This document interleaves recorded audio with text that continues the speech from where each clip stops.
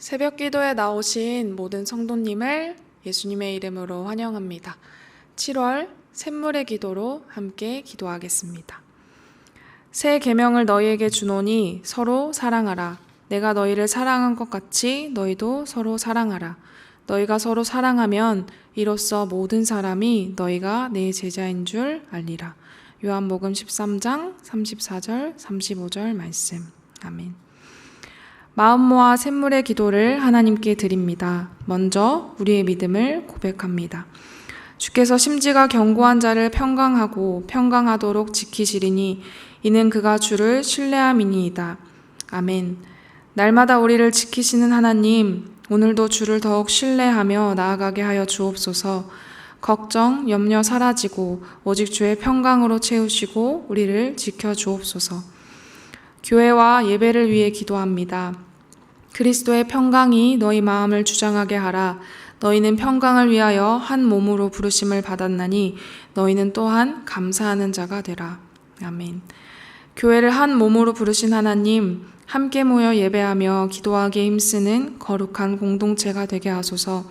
예배를 사모하며 예배의 기쁨을 누리며 주의 임재를 경험하는 예배되게 하옵소서. 목장을 위해 기도합니다. 평강의 주께서 친히 때마다 일마다 너희에게 평강을 주시고 주께서 너희 모든 사람과 함께 하시기를 원하노라. 아멘. 우리에게 평강 주시기를 원하신 하나님, 목장 안에 하나된 마음을 주시고 서로를 위해 기도의 분량을 채우며 사랑의 수고를 통해 하나님 나라를 경험하는 귀한 공동체 되게 하옵소서. 단기 봉사를 위해 기도합니다. 예수께서 또 이르시되 너희에게 평강이 있을지어다. 하나님께서 나를 보내신 것 같이 나도 너희를 보내노라. 아멘. 하나님 아버지, 다시 재개하는 단기 봉사를 축복하여 주옵소서. 모든 지체들이 건강하고 안전하게 다녀오게 하시고 각 팀의 모든 일정 속에 하나님의 세밀한 인도하심을 경험하게 하옵소서. 주일학교 여름 사역을 위해 기도합니다. 너희는 내게 배우고 받고 듣고 본 바를 행하라. 그리하면 평강의 하나님이 너희와 함께 계시리라. 아멘. 하나님 아버지, 다음 세대들이 주일학교 여름 사역을 통해 주의 말씀을 잘 배우고 행하는 자들 되게 하시고 하나님을 인격적으로 만나는 귀한 시간 되게 하옵소서. 세상의 풍속을 쫓지 않고 거룩하고 구별된 하나님의 자녀의 정체성으로 세상을 이기며 살아갈 힘을 얻게 하옵소서. 준비하고 진행하는 모든 손길 위에 주의 큰 은혜 내려주옵소서. 오늘도 우리를 주의 뜻대로 인도하여 주시기를 원하오며 예수님의 이름으로 기도합니다. 아멘.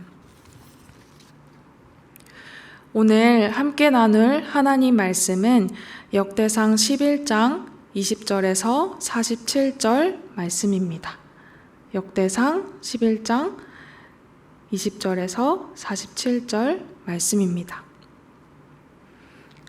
요압의 아우 아비새는 그 3명 중 우두머리라. 그가 창을 휘둘러 300명을 죽이고 그 3명 가운데의 이름을 얻었으니 그는 둘째 3명 가운데에 가장 뛰어나 그들의 우두머리가 되었으나 첫째 3명에게는 미치지 못하니라. 갑셀의 용사의 손자 여호야다의 아들 브나야는 용감한 사람이라. 그가 모압 아리엘의 아들 둘을 죽였고 또 눈 올 때에 함정에 내려가서 사자 한 마리를 죽였으며 또 키가 큰 애굽 사람을 죽였는데 그 사람의 키가 5규빗이요 그 손에 든 창이 배틀채 같으나 그가 막대기를 가지고 내려가서 그 애굽 사람의 손에서 창을 빼앗아 그 창으로 죽였더라. 여호야다의 아들 브나야가 이런 일을 행하였으므로 세 용사 중에 이름을 얻고 30명 중에서는 뛰어나나 첫째 세 사람에게는 미치지 못하니라. 다윗이 그를 세워 시위대장으로 삼았더라.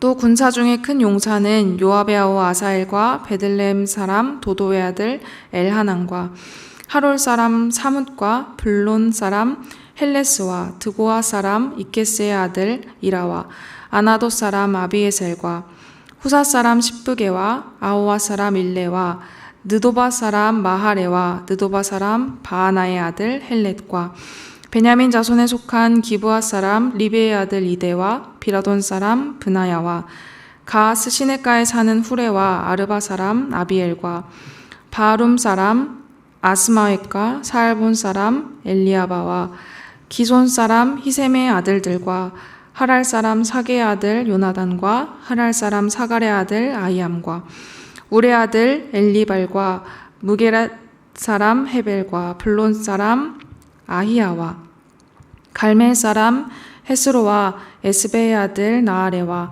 나단의 아우 요엘과 하그리의 아들 미팔과 암몬 사람 셀렉과 스루야의 아들 요압의 무기 잡은 자 베롯 사람 나하레와 이델 사람 이라와 이델 사람 가렙과 헷 사람 우리아와 알레의 아들 사밧과 르우벤 자손 시사의 아들 곧 르우벤 자손의 우두머리 아디나와 그 추종자 30명과 마아가의 아들 하난과 미덴 사람 요사밧과 아스다라 사람 우시아와 아로엘 사람 호담의 아들 사마와 여이엘과 시므리의 아들 여디아엘과 그의 아도디스 사람 요하와 마하위 사람 엘리엘과 엘라함의 아들 여리베와 요사위아와 모압 사람 이드마와 엘리엘과 오벳과 무소바 사람 야하시엘이더라. 아멘. 그 나라를 세울 때라는 제목으로 하나님 말씀 나누겠습니다. 지난 토요일 본문인 역대상 11장 10절부터 12장까지는 다윗과 함께한 용사들의 이름이 기록된 장입니다. 이 명부는 군 지휘관인 요압으로 시작해 군 장교들, 그리고 각 지파에서 다윗을 도운 용사들의 목록으로 이어집니다. 역대기 저자는 사울의 나라가 다윗의 나라로 옮겨지는 시점에서 다윗과 함께한 용사들의 이름을 무려 2장에 걸쳐 마치 하나의 계보처럼 기록하고 있습니다. 역대기 저자는 이토록 장황한 기록을 통해 무엇을 말하고 싶었을까요? 그 답은 11장과 12장에 반복되는 하나님 말씀에서 찾을 수 있습니다. 역대상 11장 10절 말씀입니다. 다윗에게 있는 용사의 우두머리는 이러하니라. 이 사람들이 온 이스라엘과 더불어 다윗을 힘껏 도와 나라를 얻게 하고 그를 세워 왕으로 삼았으니 이는 여호와께서 이스라엘에 대하여 이르신 말씀대로 함이었더라. 12장 23절도 읽어보겠습니다. 싸움을 준비한 군대 지휘관들이 헤브론에 이르러 다윗에게로 나와서 여호와의 말씀대로 사울의 나라를 그에게 돌리고자 하였으니 그 수요가 이러하였더라. 아멘. 12장 38절에는 모든 군사와 백성이 다윗을 온 이스라엘의 왕으로 삼는 일에 한 마음이 되었다고 덧붙입니다. 정리하면 역대기 저자는 용사들의 목록을 통해 하나님의 말씀을 따라 세워지는 다윗의 나라가 온 이스라엘의 지지를 받았음을 말하고 있습니다. 오늘 본문은 이러한 큰 흐름 가운데 위치합니다. 하나님의 말씀을 따라 나라를 세우는 일은 비단 다윗과 용사들 그리고 이스라엘 백성에게만 주어진 사명이 아닙니다. 하나님은 우리의 왕이시고 우리는 그분의 통치를 받는 하나님 나라의 백성입니다. 하나님 말씀을 따라 다윗의 나라를 세운 이들처럼 우리도 하나님 말씀을 따라 교회를 세우는 위대한 일에 부르심을 받은 성도입니다. 함께 나눌 말씀을 통해 그 나라를 세울 때 우리가 기억해야 할 것이 무엇인지 살펴보려 합니다. 바라기는 약속의 말씀을 따라 교회를 세워가는 여러분의 삶에 하나님이 주시는 소망과 위로가 넘치면 좋겠습니다. 먼저 첫째로 그 나라를 세울 때 우리는 위대한 이름보다 위대한 사명에 참여하고 있음을 기억해야 합니다. 오늘 본문에 가장 먼저 등장하는 인물은 요압의 아우 아비새입니다. 아비새는 뛰어난 용사로 창을 휘둘러 300명을 죽입니다. 20절 말씀입니다. 요압의 아우 아비새는 그 3명 중 우두머리라. 그가 창을 휘둘러 300명을 죽이고 그 3명 가운데 이름을 얻었으니. 아멘. 아비새의 기량은 역대상 18장 12절에도 여실히 드러납니다. 제가 읽겠습니다. 스루야의 아들 아비새가 소금 골짜기에서 에돔 사람 18,000명을 쳐 죽인지라. 아비새는 뛰어난 전쟁 능력을 가진 용사였습니다. 아비새는 그 뛰어남으로 다윗의 군대에서 특별한 이름을 얻습니다. 뒤이어 등장하는 브나야도 마찬가지입니다. 브나야는 용감한 사람으로 눈 오는 겨울에 사자 한 마리를 죽입니다. 이어서 기록된 브나야의 전적은 더 놀랍습니다. 키가 5규빗, 약 2.5m에 배틀채와 같은 크고 무거운 창을 든 애굽의 장수와 싸웁니다. 그런데 정말 황당하게도 브나야는 막대기 하나만 들고 내려갑니다. 싸움의 결과는 어떻습니까? 브나야는 애굽 사람이 들고 있던 창을 빼앗고 그 창으로 애굽의 장수를 죽입니다. 이런 브나야의 모습 속에서 우리는 양치는 목자였던 다윗을 떠올리게 됩니다. 사울이 이끄는 이스라엘 군대가 블레셋과 전쟁할 때 다윗이 아버지의 심부름으로 전쟁터를 찾아가죠. 그곳에서 이스라엘 군대를 모욕하는 골리앗의 말을 들은 다윗이 사울에게 말합니다. 사무엘상 17장 34절 35절 말씀입니다. 다윗이 사울에게 말하되 주의 종이 아버지의 양을 지킬 때에 사자나 곰이 와서 양떼에서 새끼를 물어가면 내가 따라가서 그것을 치고 그 입에서 새끼를 건져내었고 그것이 일어나 나를 해하고자 하면 내가 그 수염을 잡고 그것을 쳐 죽였나이다. 목자였던 다윗은 사나운 짐승을 가볍게 해치웠다고 말합니다. 그리고 여호와의 군대를 모욕하는 골리앗 앞에서 용감하게 나선 다윗은 어떻게 되었습니까? 단 한 발의 돌을 물매로 던져 블레셋의 거대한 장수 골리앗을 쓰러뜨립니다. 이후 다윗은 골리앗의 칼을 빼내어 그 칼로 골리앗의 머리를 베었습니다. 다윗은 모두가 두려워하던 전쟁을 승리로 이끕니다. 브나야의 모습은 마치 어린 시절의 다윗을 보는 것 같습니다. 브나야도 그 용맹함으로 다윗의 군대에서 특별한 이름을 얻습니다. 하지만 역대기 저자는 두 용사가 다윗의 군대에서 특별한 이름을 얻었다고 말함과 동시에 두 사람 모두 첫째 3명에게 미치지 못했다고 말합니다. 다소 상반되는 평가입니다. 그래서 아비새와 브나야가 뛰어난 용사였다는 걸까요? 아니라는 걸까요? 아비새와 브나야 두 사람이 첫째 3명에게 미치지 못했다는 말은 다윗의 왕권이 얼마나 강력한지를 보여주는 구절입니다. 혼자 300명을 무찌르는 용사임에도 불구하고 막대기만 가지고 애굽의 장수를 무찌르는 용사임에도 불구하고 가장 뛰어난 그룹에 속하지 못할 만큼 다윗에게는 용맹한 군사들이 무수히 많았습니다. 만약 여러분이 뛰어난 기량을 가진 용사라면 어떤 선택을 하겠습니까?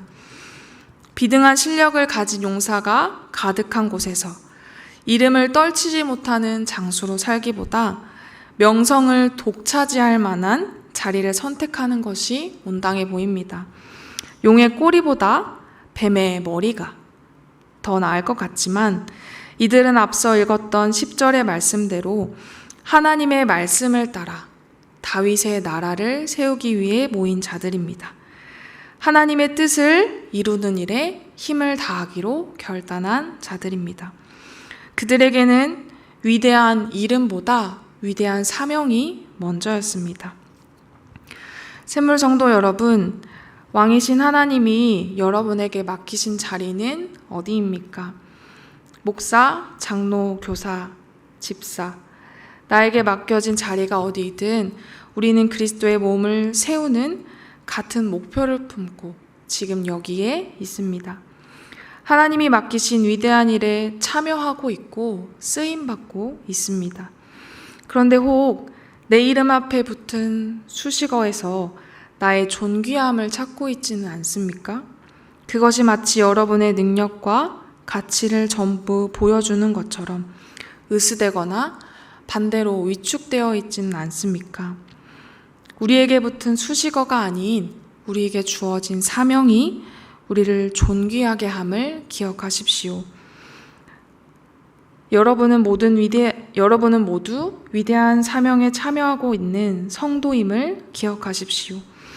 하나님이 맡기신 사명 앞에 겸손하고 그 사명에 참여함만을 자랑하는 우리가 되기를 바랍니다. 그 나라를 세울 때 우리가 기억해야 할 두 번째는 위대한 사명은 반드시 성취될 것을 기억해야 합니다. 앞절에서 두 용사 아비새와 브나야를 소개했다면 26절에서 47절은 군사 중 큰 용사들의 이름을 소개합니다. 아비새와 브나야와 달리 이어서 등장하는 용사들은 이름만 기록되었습니다. 이 이름들은 지리적인 순서로 구분할 수 있는데요. 베들레헴 사람 엘하난부터 느도바 사람 헤레까지는 대부분 유다에 속한 자들입니다. 그리고 31절부터 37절에는 북쪽 지파에 속한 용사의 이름이 기록되었습니다. 마지막으로 38절 이후는 암몬 사람 셀렉, 모압 사람 이드마 등 이방인에 속한 용사의 이름이 나타납니다. 역대기 저자는 다양한 지파에 속한 용사들이 다윗에게 충성하는 모습을 기록하며 다윗의 왕권이 온 이스라엘의 지지를 받았음을 다시 한번 증명합니다. 유다 지파를 넘어 이방 민족에 이르기까지 하나님의 말씀을 따르는 모든 이들이 모였습니다. 그리고 하나님의 뜻을 이루는데 한 마음이 되어 다윗을 도왔습니다. 역사의 재진술과 단순한 이름의 나열 같아 보이지만 포로기 이후 이스라엘 백성에게는 이 말씀이 그들의 조상들의 죄를 기억하게 했습니다. 다윗 통치 시대 하나였던 이스라엘이 하나님 말씀에 순종하지 않으므로 남유다와 북이스라엘로 갈라졌습니다. 이스라엘의 죄는 여기서 그치지 않았고 결국 하나님의 심판을 받아 포로로 잡혀갑니다. 70년이라는 형량이 다 채워지고 비로소 이스라엘은 약속의 땅으로 돌아왔습니다. 이제 하나님의 말씀을 따라 과거의 영광을 회복하면 될 줄 알았지만 많은 우여곡절을 겪었습니다. 그리고 그들의 눈앞에 보이는 것은 이전의 영광은 사라진 초라한 성전과 예루살렘 뿐입니다. 이런 백성 앞에 다시 들리는 영광스러운 역사는 이스라엘이 잃어버린 것들을 떠올리기에 충분했을 것입니다. 동시에 온 지파가 하나님의 뜻을 이루는 일에 자발적으로 참여하고 나라를 세워가는 모습은 포로 후기 이스라엘 백성에게도 요구되는 삶의 자세였습니다. 다윗의 나라를 세우겠다는 하나님의 약속은 그들에게도 여전히 유효한 언약의 말씀이기 때문입니다. 역대상 17장에서 성전을 세우기 원하는 다윗에게 하나님은 도리어 견고한 나라를 세워주시겠다 약속하십니다. 그리고 그 약속의 마지막 말이 이렇게 마칩니다. 역대상 17장 14절 말씀입니다. 내가 영원히 그를 내 집과 내 나라에 세우리니 그의 왕위가 영원히 견고하리라 하셨다 하라. 아멘. 이 말씀을 자세히 보면 하나님이 다윗에게 약속하신 견고한 나라가 결국 하나님의 집이며 하나님의 나라라고 말씀하시는 것을 알 수 있습니다. 다윗의 나라는 포로 후기 백성의 삶에서 사라졌습니다. 과거의 영광을 회복하기에는 너무 많은 것을 잃어버렸습니다. 왕도 나라도 없습니다. 하지만 하나님이 약속하신 하나님 나라의 역사는 끝나지 않았습니다. 왕이신 하나님이 계시고 왕의 통치를 받아 그 말씀을 따르는 백성이 있다면 충분합니다. 역대기 저자는 온 이스라엘이 하나님 말씀을 따라 나라를 세웠던 역사를 기록하며 다시금 이스라엘의 회복을 촉구합니다. 포로 후기 이스라엘 백성이 다시 올 영광스러운 나라를 희미하게 바라봤다면 우리는 하나님의 나라가 누구를 통해 이루어졌는지 분명하게 알고 있습니다. 다윗의 자손으로 오셔서 흩어지고 갈라진 이스라엘을 하나님의 나라로 초대하시고 각 나라와 족속과 백성과 방언에서 만왕의 왕이요 만주의 주로 찬양받으실 분이 계십니다. 그분이 누구인가요? 바로 우리 주 예수 그리스도십니다. 우리는 왕이신 예수 그리스도 앞에 모인 성도입니다. 그리고 온 땅이 왕이신 예수 그리스도 앞에 경배하게 하는 위대한 사명을 받은 교회입니다. 하지만 세상 속에서 교회의 모습은 날로 초라해져 가는 것 같습니다. 성도의 모습을 통해 세상이 하나님의 영광을 찬양했던 일은 오래된 옛날 이야기나 신기루 같습니다. 그러나 하나님의 약속은 우리에게도 여전히 유효하고 하나님은 그분의 말씀을 따라 교회를 세울 용사를 부르고 계십니다. 샘물 성도 여러분, 하나님의 나라가 반드시 이루어질 것을 믿으십니까? 그렇다면 세상 앞에 위축되지 마십시오. 기죽지 마십시오. 지금 나의 모습, 내 형편에 하나님의 약속을 비춰보며 낙심하지 마십시오. 온 땅을 창조하시고 통치하시는 하나님이 우리에게 약속하셨습니다. 세상 나라가 그리스도의 나라가 되고 그가 세세토록 왕노릇하실 것이라 말씀하셨습니다. 우리는 이 위대한 사명에 참여하는 성도이며 하나님은 이 위대한 일을 반드시 이루실 것입니다. 하나님의 뜻이 이루어질 것을 믿으며 오늘 나에게 맡겨진 사명에 참여하는 우리가 되기를 바랍니다. 말씀을 맺겠습니다. 주 안에서 사랑하는 샘물 성도 여러분, 약속의 말씀을 따라 교회를 세워가는 여러분의 삶이 참 귀합니다. 그 귀한 삶의 자리에서 위대한 이름보다 위대한 사명에 참여함이 우리의 가장 큰 자랑이길 바랍니다. 그리고 약속의 말씀을 따라 교회를 세워가는 여러분의 삶에 하나님이 채워주시는 용기가, 하나님 나라가 반드시 이루어질 것을 확신하는 믿음이 있기를 바랍니다. 들은 말씀을 기억하면서 함께 기도하겠습니다. 첫째, 하나님이 우리에게 맡기신 사명을 자랑하게 하옵소서. 둘째, 하나님의 나라가 반드시 이루어질 것을 확신하게 하옵소서. 셋째, 샘물교회의 위대한 사명을 감당하는 용사들이 세워지게 하옵소서. 함께 기도하겠습니다.